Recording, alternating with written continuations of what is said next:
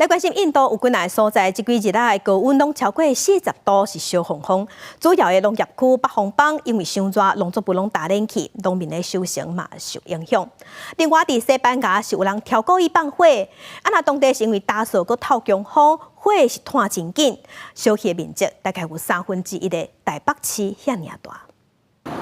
车路发出阵阵热气，民众替线挂头巾走动一头。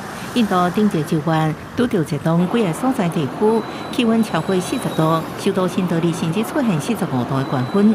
这样热的天气，不止都市市民挡袂牢，主要农业区北方邦的农民，高怨叹天气实在伤过热，无法度做事，佮毁坏因的作物。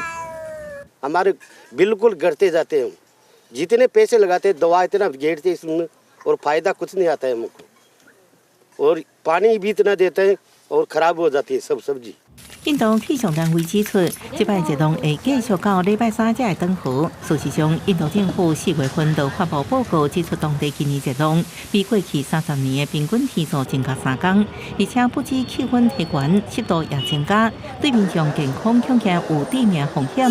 根据官方记录，去年有30人因为热浪死亡。气象当局在考虑将湿度也降至比热浪标准，来防止热死人意外搁发生。 这热天气也影响西班牙。西班牙西部连接葡萄牙边境的埃斯特雷马杜拉，顶礼拜爆发野火，因为天气打扫加上风势助长，火拖甲真紧，数百人紧急撤离。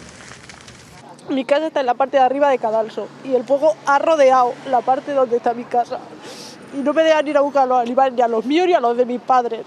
西班牙已经连续3年落雨量比往年平均较低，前当地政府出动超过400个消防员甲军人拍火，火势依然无法度控制。目前为止，已经超过8000公顷的土地，因讲是将近1/3台北市被烧掉。当地政府指出，野火爆发原因是有人放火，暗过民众批评政府无制定完善的维护甲修复森林的林业政策，才年年出现山火。去年西班牙就发生493件野火。